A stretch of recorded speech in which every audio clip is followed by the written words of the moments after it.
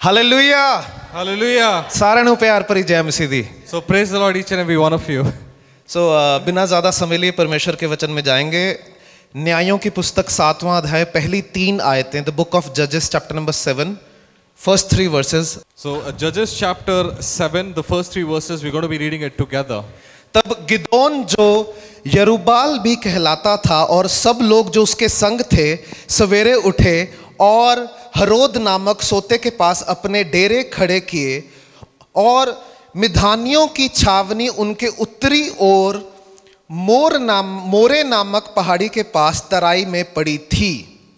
मैं जल्दी से अगली दो आयतें पढ़ूंगा, फिर हम इनको समझ लेंगे एक साथ। जिनके पास इंग्लिश में है वो खुद पढ़ लें।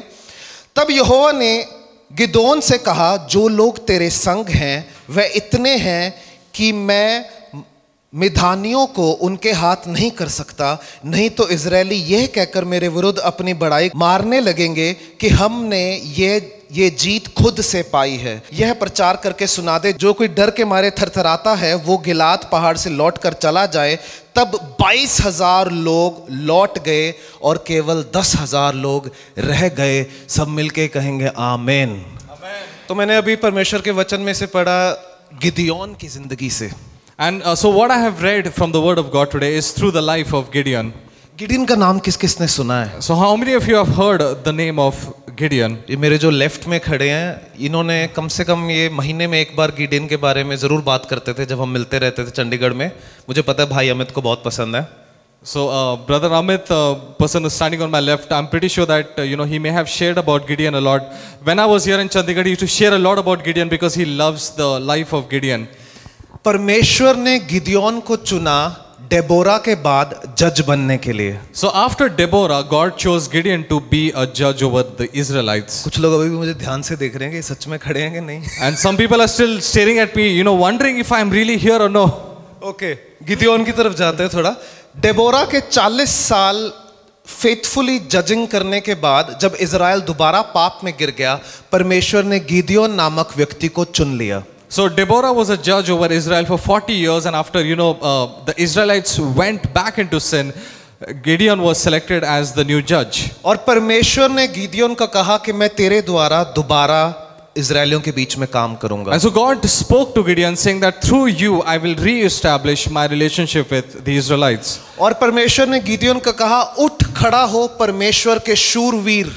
And after that the Lord spoke to Gideon and said, get up, you warrior. Gideon उस समय गुफा में छुपा हुआ था जब परमेश्वर ने उसको आकर दर्शन दिया और बुलाया। And at that time Gideon was in the hiding, he was in a cave somewhere hiding when the Lord had this vision upon him. और परमेश्वर से कहने लगा, मैं तो छोटी जाति से हूँ, छोटे ट्राइब से हूँ, मेरा कहाँ इस्तेमाल करोगे। परमेश्वर ने 3-4 चमत्कार किए और परमेश्वर ने उसको लाकर खड़ा कर दिया। And so Gideon was telling the Lord that I'm the lowest of the lowest, from the lowest tribe, the lowest people. And after that the Lord did a couple of miracles, and after that the Lord selected him as the new judge. So sorry, सीधा इस अध्याय में आते क्या हो रहा है कि 32,000 लोग लेकर जब गिदियोन यहाँ पर खड़ा था। And so what is happening in chapter 7 here, along with 32,000 soldiers, Gideon is standing there. Harod नामक सोते में 32,000 लोग लेकर खड़ा था। And so just imagine 32,000 soldiers are there with him. हम यहाँ पर कितने लोग होंगे अभी? 4, 8, 10, 12, 20, 25, 30, पता नहीं जितने भी लोग हैं। So we may be like 20 to 25 people sitting here today. जब मैं पत्नी जी के देश में वहाँ था तो वहाँ पर लोग एक बात जरूर पूछते, तुम्हारी शादियों में 500 लोग आ जाते हैं। And so when I was in in my wife's country, many people asked me this question, do really 500 people come to your weddings? मैं कहा हम खुद चले जाते हैं अननोन लोगों की शादियों में। And I said that I go to unknown people's weddings just like that. 500 लोग, 1000 लोग। मैंने एक शादी 1500 लोगों की देखी थी, ऐसे लगता था कितनी बड़ी शादी है। Wedding that consists of 500,000. I've gone to a wedding that consisted of 1,500 people. It was so huge.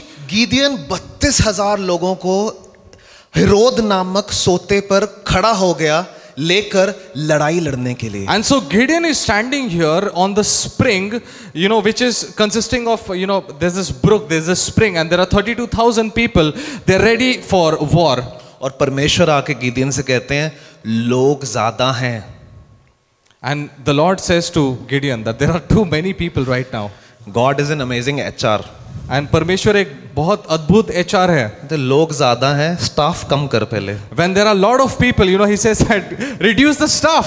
क्योंकि अगर मैंने 32,000 के साथ तुझे जीत दिला दी तो इनकी कल को हवा खराब हो जाएगी और ये कहेंगे कि अपने बल पर जीते हैं. And because if I give you victory using these 32,000 soldiers, they will then become proud, stating that it's through our strength that we have done this. लेकिन मैं आपको बताना चाहता हूं उनकी लड़ाई 1,35,000 लोगों के साथ थी. But I want to tell you that they were fighting a war against 1,35,000 वो soldiers. 32,000 लोग हैं. And there are 32,000 versus 1,35,000 और soldiers. फिर भी परमेश्वर कह रहे हैं लोग ज्यादा हैं, कम कर. And still the Lord is saying that there are too many soldiers, it's time for you to reduce them. उसके बाद परमेश्वर कहते हैं अनाउंसमेंट करते, जिनको डर लगता है मरने से वो घर चले जाएं. And so the Lord gives Gideon this command that those people who are afraid, let them go back home. 20,000 लोग घर. And so 20,000 people just go back home. आपको पता है परमेश्वर उसके बाद क्या कहते हैं? Do you know what the Lord says after that? अभी भी लोग ज्यादा हैं, There are still too many people. कम कर. Reduce them. उसके बाद परमेश्वर 32,000 से 20,000 निकालकर 32,000 से 10,000, 10,000 से 300 लोग रह जाते हैं और परमेश्वर कहते हैं इन 300 लोगों को लेकर जा और 1,35,000 लोगों से लड़ और मैं तुझे इन 300 लोगों के द्वारा जिताऊंगा. ये है परमेश्वर जिनकी हम सेवा करते हैं, जो छोटे में भी बड़ा काम कर सकता है. Amen. So I'll just quickly translate that. The Lord says to Gideon that, you know, from 32,000 soldiers, you're going to reduce it down to 11. And after that, from 10,000, you're going to reduce it down to 300. With 300, you're going to gain victory over 1,35,000 because Hallelujah. our Lord does great things through very small little things as well. So sorry again. Hallelujah. Hallelujah. 32,000 हैं account में. You have 32,000 in your account. हमें लग रहा है परमेश्वर कम है, कम है, कर रहा है ज्यादा है. 300 रुपए पर ले आ. And so the Lord may be saying to you today that you have too much. It's time to time for you to go down to 300 rupees only. 1 lakh का लोन पड़ा है, 2 लाख का लोन पड़ा है, 3 लाख का लोन पड़ा है, 300 रुपए रह गए अकाउंट में, अब मैं काम करूंगा. And 1 lakh rupees worth of loan, 2 lakhs or 3 lakhs rupees worth of loan you may be having, debt you may be having, but I'm going to start working with the 300 that you have right now. क्योंकि परमेश्वर ने वहां पर एक बात बोली, क्योंकि अगर मैंने इनको 32,000 से जिता दिया, ये कल को बोलेंगे अपने बलबूते पर जीते हैं और कम कर. And the Lord said that if I let them win with the 32,000 that they are, tomorrow they're going to be proud and they're going to stand that we did this through our own strength. And the Lord said, reduce them. बड़े काम के लिए तैयार हो जाओ या घर को जाओ. Go big or go home. Hallelujah. Hallelujah. और जब मैं कह रहा हूं बड़े काम के लिए तैयार हो जाओ, सबको लगेगा बड़े काम, परमेश्वर के लिए बड़े काम के लिए तैयार होने का मतलब है 32 से 10,000, 10,000 से 300. अब तैयार हो, अब जितवाऊंगा मैं. And so when I'm saying this, great things for the Lord, all of you might be so excited, but the Lord is the same who says that 32, no 10,000, no 300 is what I'm going to do a miracle with. Amen. Amen. मैं 2012 में प्रभु में आया. So in 2012 I came to the Lord. कितने लोग 2012 में आए प्रभु में? 2012 काफी लोग आए. अच्छा, आप भी आए थे 2012 में. So 2012, we have quite many people who have come in the Lord. अच्छा, 2010 से पहले वाले कितने लोग हैं प्रभु में? 2010 से पहले प्रभु को जानते हैं? 50? 2050? पास्टर जी फ्यूचर से आए हैं. ओके, मैं 2012 में प्रभु में आया. So I came in the Lord in 2012. Punjab का आखिरी जो सेंसस है वो 2011 का है, रिलीजियस डेमोग्राफी का. And so the last religious demography, the census was in 2011.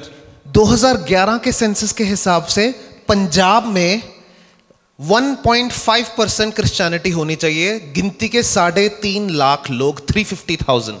So as per the census in 2011, there should be like around 1.5 Christians here in Punjab, which is like how many?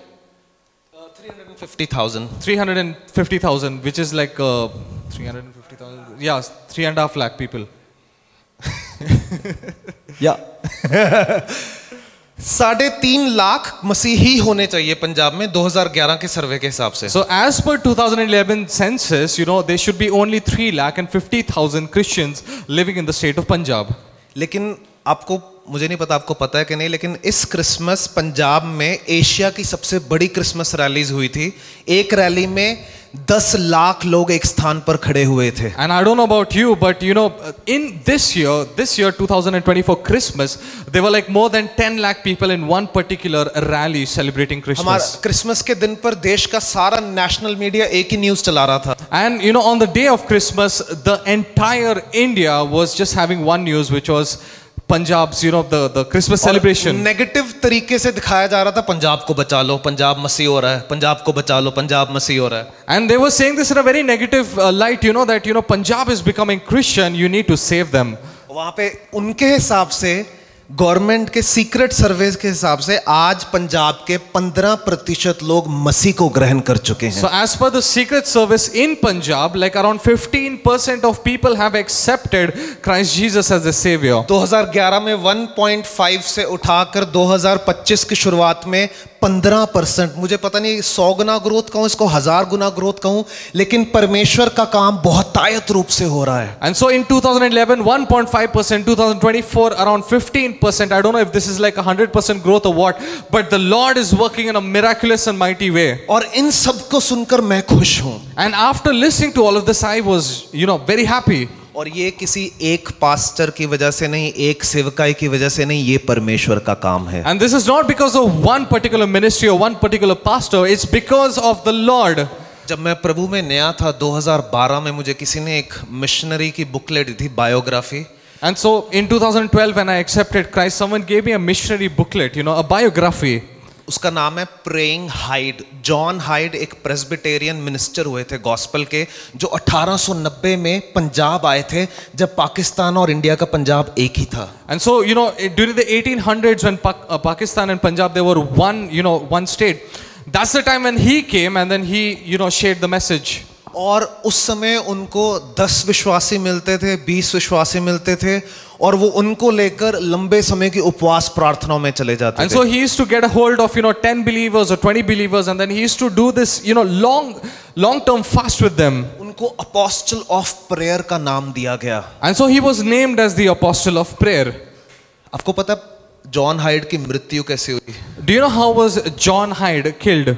उनको ऐसे पाया गया मरे हुए, घुटनों पर आकर पंजाब के लिए प्रार्थना करते हुए उन्होंने आखिरी सांस ली। And his last breath was on his knees praying for the state of Punjab. मेरे हिसाब से जो उन्होंने 1890 में किया, आज उसका फल मेरे और आपके जैसे पास्टर काट रहे हैं। So, you know, in 1890, you know, when he prayed, we are reaping the fruits of that right now. जो बीज उन्होंने बोए, उनकी कटनी अभी तो सिर्फ शुरू हुई है। And so the seeds that he had sown, we are yet to harvest them. और अभी हम एक प्रोविजन के क्षेत्र में जाने के लिए तैयार हो रहे And हैं। so we are ready to go into a zone of provision. मेरा विश्वास है परमेश्वर बड़ा काम करने जा रहा है। And I believe that the Lord is going to do something mighty. लेकिन But परमेश्वर केवल नंबर से खुश नहीं होता। the Lord is not just happy with the numbers.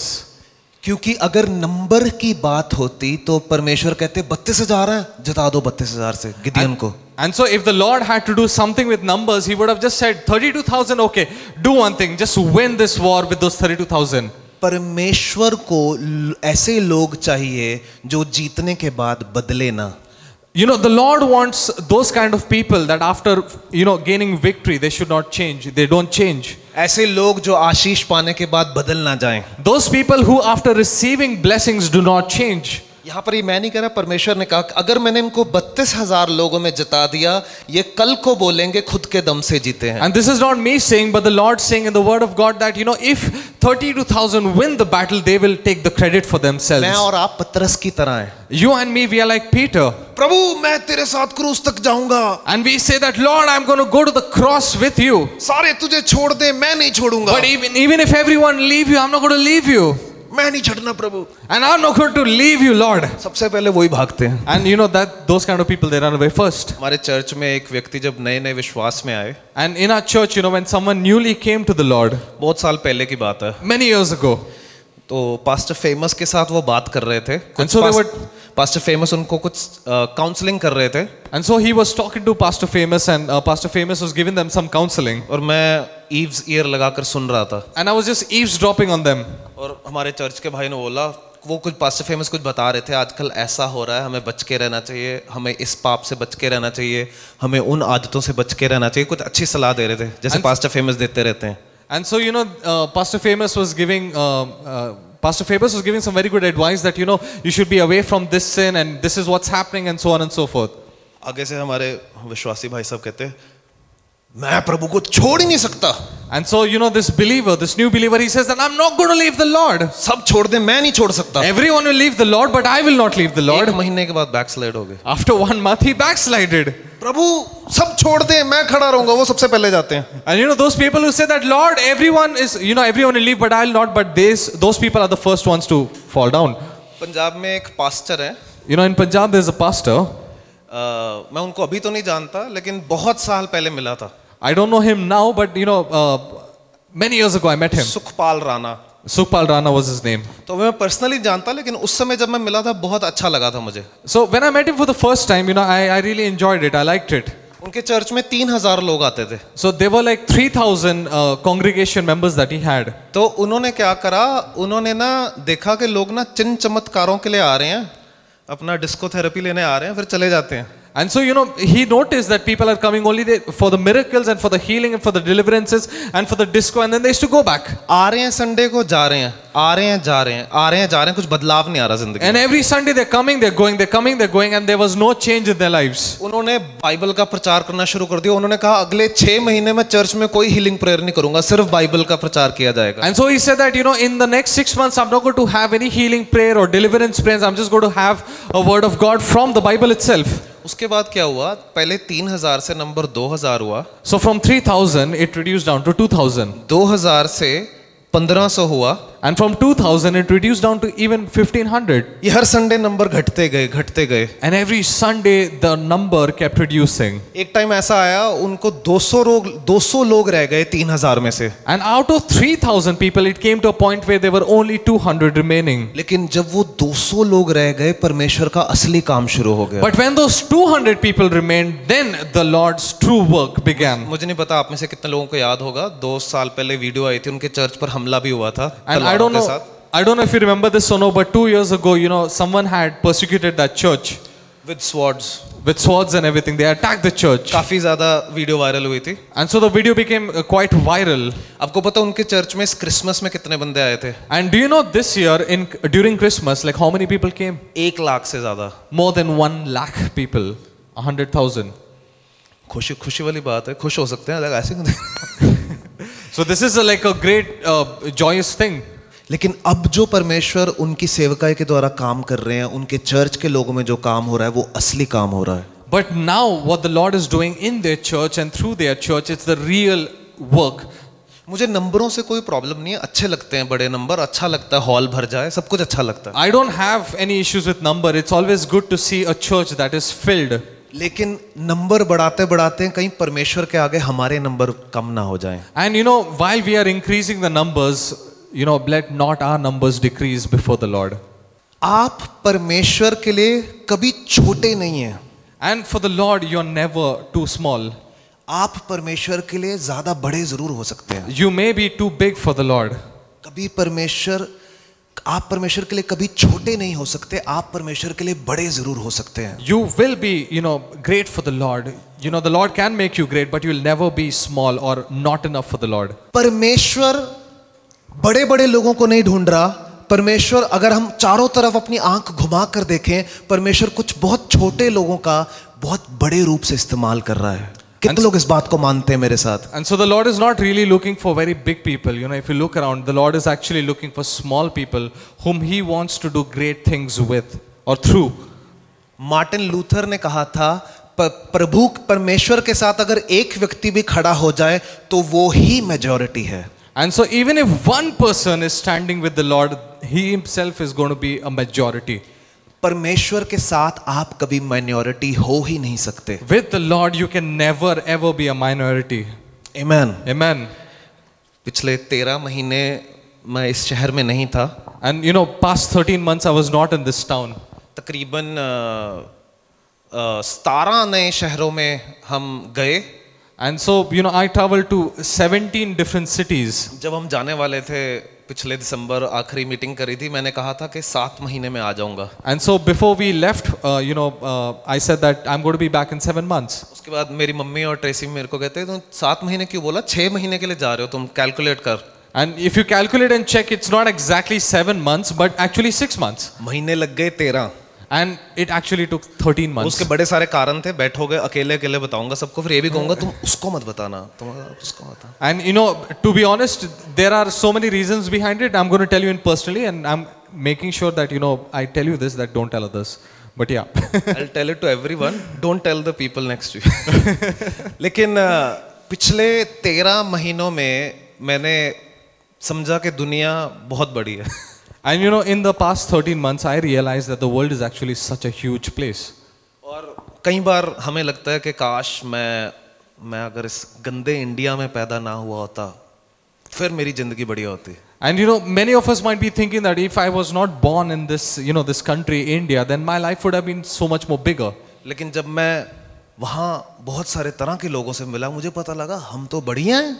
And when I actually traveled and I met so many different people, I realized that we Indians are just amazing. अभी आने से पहले मैं एक व्यक्ति को कॉफ़ी के लिए मिला, तो वो मुझसे पूछ रहे थे कि इंडिया में विश्वास में आना कैसा लगता है, तो मैं उनको हल्का फुल्का बता रहा था, तो वो हैरान हो गए, कहते मतलब फैमिली से रिजेक्शन हो जाती है आप लोगों की। And so when I was having coffee just before I came over here with someone, he was asking me how is it when people come to the Lord, and he was surprised to know that people in their families actually reject those people who start believing. मुझे समझ में आया हमारे लिए जो जिसको हम हल्का फुल्का स्टार्टर्स मानते हैं, हल्का फुल्का परिवार से रिजेक्ट हो जाना, ये वो मुझे पता लगा बहुत बड़ी बात है इन लोगों के लिए, क्या बात है। लेकिन फिर भी मैं परमेश्वर का धन्यवाद देता हूं कि हम चंडीगढ़ के इस शहर में इस समय आज यहाँ बैठे हैं और इस देश में बड़े हुए और प्रभु को जान पाए, और परमेश्वर इन लड़ाइयों को जो भी हमारे देश में चल रही हैं जीतने वाला है यीशु मसीह के नाम में। Amen.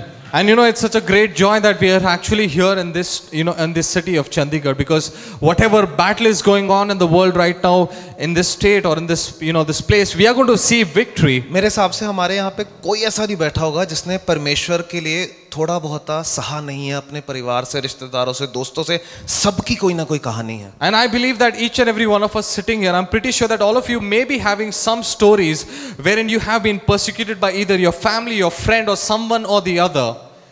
हम आशीषित हैं कि हम इन सब चीजों से बड़े, नहीं तो पता नहीं हम कैसे होते आज।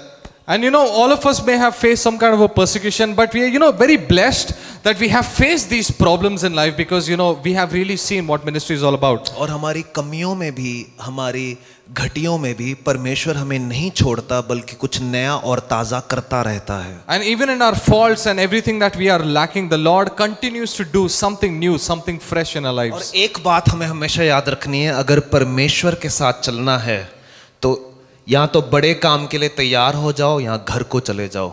And I want to tell you this, that if you want to see great things being done for the Lord through you, then be ready to do great things for the Lord. Be ready for him to do great things through you, or else just go home. एक बात समझने वाली है कि उन 20,000, उन जो 32,000 में से -300 करें तो जितने भी 29-30,000 लोग बचे, जमीन उनको भी मिली, घर उनको भी मिला, आशीष उनको भी मिली। And so out of those 32,000 people, all those who had left, they also got the piece of land, they also got the blessings, they also got everything else. फायदा उनको भी मिला, लेकिन उनको परमेश्वर के लिए लड़ाई लड़ने का मौका नहीं मिला। If they were blessed, they got benefits out of the victory that they faced, but they were not given the opportunity to fight for the Lord. बल्कि अगर ये पूरा अध्याय पढ़ें तो परमेश्वर गिदयोन से कहते हैं कि गिदयोन, अगर तुझे भी डर लग रहा है तो ऐसा कर, रात को जरा दुश्मन के खमियाने में, दुश्मन के कैंप में जाकर जा और मैं तुझसे वहां बात करूंगा। And so the Lord spoke to Gideon because he was a coward, and the Lord said that if you are afraid, at nightfall go to the enemy camp and I will build up your faith. गिदयोन बेचारा पहले ही डरा हुआ है। And Gideon, he himself is afraid. और परमेश्वर कह रहे हैं अकेला रात को 1,35,000 लोगों के बीच में जा, वहां मैं तेरे से बात करूंगा। And so the Lord told him that go alone to the enemy camp with the 1,35,000 soldiers. I will build up your faith there. और गिदयोन अपना भेष बदल के जब रात को वहां जाता है, अगर आप जजेस चैप्टर नंबर 7 वर्स नंबर 9, 11, 14 पढ़ेंगे, मेरे पास समय कम है, जब पढ़ेंगे तो पता लगेगा। So if you read Judges chapter 7, 9, 10, 11, I don't have that much of time, but this is what the word of the Lord says. वो कान लगा के जब दुश्मन की बातें सुनता है तो दुश्मन आपस में बात कर रहे होते हैं, डर लग रहा है, सपने आ रहे हैं, कल गिदियन आएगा और हम सबको खा जाएगा. So when he gives his ears to the enemies, he realizes that they were talking amongst each other, stating that Gideon is going to gain victory over us and we are afraid. कभी कभी हम जिस दुश्मन से डर रहे होते हैं वो दुश्मन हमसे कितना डर रहा होता है, अगर हमें ये पता लग जाए तो हमारा लड़ाई लड़ने का तरीका बदल जाएगा. Sometimes when we are afraid, we get to know that our enemies are more afraid of us, then the way that we wage war upon our enemies will completely change. Amen. Amen. उसके बाद गिदियन वापस आता है, 300 लोगों की और 3 टीमें divide करता है और सबको एक सारंगी पकड़ा देता है, एक इंस्ट्रूमेंट पकड़ा देता है और डिवाइड करके कहता है हम अलग अलग जाएंगे और एक समय में मिलकर हम परमेश्वर की आराधना करेंगे. And so what Gideon does is that he divides those 300 people into hundreds, and then he divides them into groups, and he says that he gave them an instrument, a piece of pot, and he says that together we will worship the Lord. और जब उन सब लोगों ने मिलकर परमेश्वर के नाम के लिए बजाया, मिलकर आराधना करी, बाइबल में लिखा है 1,35,000 लोग एक दूसरे को मारने लग गए और भागने लग गए और इजराइल वो लड़ाई उस दिन जीत गया. And so Israel won that day because the moment Gideon and those 300 started to worship the Lord, shout out to the Lord, those 1,35,000 got confused, they started attacking each other. That was the time when they gained victory, when Israel was a victor. Pastor Bill Johnson ये वचन share करते हुए कह रहे थे, sometimes, I'll just speak it in English so that I don't get it wrong, sometimes the word of the Lord can also be in enemy's mouth. और मैं pastor bill Johnson के बारे में कुछ बताना चाहता हूँ कि कभी कभार परमेश्वर के शब्द भी अपने दुश्मन के शब्द में होते हैं. मैं नागालैंड के एक एक्स सेटनिस्ट वर्शिपर से एक बार बात कर रहा था. So I was talking to ex Satanist from Nagaland. जो शैतान की आराधना करते हैं उनको सेतनिस्ट बोलते हैं. वो पहले करता था, बाद में प्रभु में आ गए. उन्होंने एक बड़ी जबरदस्त बात बोली. And so he used to worship the devil once upon a time, but he came to the Lord now and he said something amazing. कहता जब भी कोई आत्मा से भरा हुआ विश्वासी एक जगह से निकल रहा होता था, and so every time that a man who is filled with the spirit of the Lord, जहां उस आत्मा से भरे व्यक्ति के कदम पड़ते थे, so every place where he establishes his feet, 10 minute के लिए हम सेतन वर्शिपर्स वहां जा नहीं पाते थे क्योंकि उनके निकल जाने के बाद भी आग वहां पर जलती रहती थी जिसके पास भी हम जा नहीं सकते थे. And so that Satanist said that even after 10 minutes after they go, we couldn't go into that place where they have stepped or put their foot because there was a fire, consuming fire that was there and we can't enter into that place. अब जरा सोच कर देखो, अगर आप अपने आप को आत्मा से भरा हुआ कहते हो, जहां जहां से आप निकलते हो अगले 10 मिनट शैतान की औकात नहीं है वहां पर आ पाए. And so I want to tell you this, if you believe yourself to be a man or woman filled with the Holy Spirit, wherever you walk, the devil has no right to come and step on that place. लेकिन फिर भी कई बारी church के लोग phone करके बोलते हैं, पास्टर जी मेरे घर के बाहर नींबू मिल गया. And so many a times people call me and say that, oh, this problem has come in my life, oh my goodness. नींबू. And they start crying, like that. जिस दिन हमें पता लग जाए शैतान के नींबू हमने निचोड़ रखे हैं, and the day that we realize that we have actually squeezed the lemons of the devil, उस दिन लड़ाई लड़ने का तरीका बदल जाएगा. that day the way that you wage war upon the way that you wage war will completely change. Amen. जिस दिन हमें पता लग जाए कि शैतान हमसे कितना डरता है, हमें पता लग जाएगा वो असली शेर नहीं है, वो नकली शेर है. And the day that we realize that how afraid the devil actually is, you'll realize that he's not a real lion, but he's a wannabe lion. कई बार वीडियोस आती हैं, कुत्ता सो रहा है, पीछे से कॉमेडियन सोशल मीडिया वाले जाते हैं, एक नकली शेर वहां रख देते हैं और जैसे कुत्ता उठता है कुत्ता डर जाता है. And many a times these YouTubers, these comedians, what they do is they take a doll which is of a lion and they put it next to a stray dog, and the dog sees it and runs away, being afraid. असल में मैं और आप कई बार उस कुत्ते की तरह नकली शेर से डर रहे होते हैं. And many a times you and me, like that stray dog, we get afraid of that fake lion. मुझे आज भी याद है, मेरे एक बहुत खास मित्र एक बड़े स्पिरिचुअल वॉरफेयर से होकर जा रहे थे. And I still remember one of my close friends was going through with a spiritual warfare. बहुत चीजें खराब चल रही थी, इतनी ज्यादा खराब चल रही थी कि उनको किसी ने फोन करके बोला कि कल हम आ रहे हैं और तेरे को तलवार मार के तेरा गर्दन काट देंगे. And you know, such a bad thing was happening in his life that someone threatened, you know, that person that tomorrow we're going to come with the sword and we're going to cut you. अब वो सो गया, लेकिन उसकी tension लेके मुझे नींद नहीं आ रही. And so that person slept off, but I was the one, you know, staying awake because I was afraid. मैं घर के बाहर अन्य भाषा में बस प्रेयर करी जा रहा हूँ, प्रेयर करी जा रहा हूँ, चलता जा रहा हूँ, प्रेयर करी जा रहा हूँ. रात के 3 बज गए. So at 3 a.m. in the morning, I'm just walking back and forth praying to the Lord in tongues. 9 face वाले घर की बात है. और उसके बाद क्या होता है, सेकंड फ्लोर वाला एक घर कंस्ट्रक्शन हो रही थी, वहां पर कोई रहता नहीं था. एकदम से आवाज आती है जैसे फर्श पर किसी के जोर के ऊपर से, जैसे कोई ऊपर से गिरता है और उसके पैर पड़े हो, ऐसे करके आवाज आई. And so I remember, that house was under construction. This is in phase 9. And I heard that, there was a footstep, just slamming the top floor. फिर मैं देखता हूँ प्रॉपर कोई लेडी जैसा कुछ खड़ा हुआ है सेकंड फ्लोर पर. And I saw that, on the second floor, there's some lady kind of a figure standing right there. अब मैं जान के नहीं कह रहा हूँ, सच में कुछ बाल भी आ गए थे, मुझे दिखाई दे रहा है. ऊपर से मैंने चश्मे नहीं डाले, लेकिन मुझे दिख रहा है कि कुछ खड़ा है. आवाज आई है, वो घर कंस्ट्रक्शन में कोई होना नहीं चाहिए, रात के 3 बजे को खड़ा मुझे ऐसे देख रहा है. और मैं प्रेयर करता जा रहा हूँ, प्रेयर करता जा रहा हूँ. And so at 3 a.m. I'm walking back and forth and praying to the Lord. And there's this woman. I'm not wearing my specs. I'm not able to see clearly, but I know it's a woman. Her face was covered with her hair, and she's standing there at 3 a.m. staring at me. भले ही मुझे डर लग रहा था, लेकिन मुझे एक वचन याद आया कि जो तुम में है वो उससे कहीं ज्यादा सामर्थी है जो इस संसार में है. Hallelujah. But I remembered, I was scared, but I remembered the verse that says that greater is He who is in me than who that is in the world. हालांकि मेरा जाने का टाइम हो गया था, लेकिन 10 मिनट मैंने और प्रार्थना करी और प्रार्थना करता गया. और उसके बाद घर गया और अगले दिन सारे हालात बदल गए. मेरे दोस्त के ऊपर जो दिक्कत आई थी वो पूरी उलट गई, पलट गई, और बल्कि उसके लिए एक ब्लेसिंग का कारण बन गई. Amen. And you know what? I was about to leave, but what I did was I prayed even more. When I went back home, I slept. I woke up in the morning and I got to know that his entire situation was turned upside down. Curse had become a blessing in his life. Hallelujah. Hallelujah. मुझे नहीं पता आप किस हालात से आज होकर गुजर रहे हैं. आप अपने आप को कितना नीचा मानते हैं, कौन सी जाति आप अपने आप को सोचते हैं, आपने अपने आप को कितना छोटा बना रखा है. लेकिन मैं आपको ये बताना चाहता हूं, मैं और आप जितने मर्जी छोटे हो, हमारा परमेश्वर बहुत ज्यादा बड़ा है. I don't know what circumstances you may be going through with. I don't know how low you might be feeling, how difficult it may be for you. But I want to tell you this, that if you think that you are small, know that the Lord is big. He is huge. He is mighty, and He will do mighty things in your life. Amen. Amen. परमेश्वर गिदियन से आके कह रहे हैं, You are the warrior of the Lord. And परमेश्वर आके Gideon से ये कह रहा है कि तुम शूरवीर योद्धा हो मेरे. परमेश्वर उसको शूरवीर कह के बुला रहे हैं. And the Lord is calling him a mighty warrior, और गिदियन आगे अपनी जात पात बता रहा है, मैं तो छोटी जाति से हूँ, हमारी जात से तो निकलते ही नहीं शूरवीर, हमारी प्रोडक्शन ही नहीं है. परमेश्वर कह रहे हैं, खड़ा हो, जा.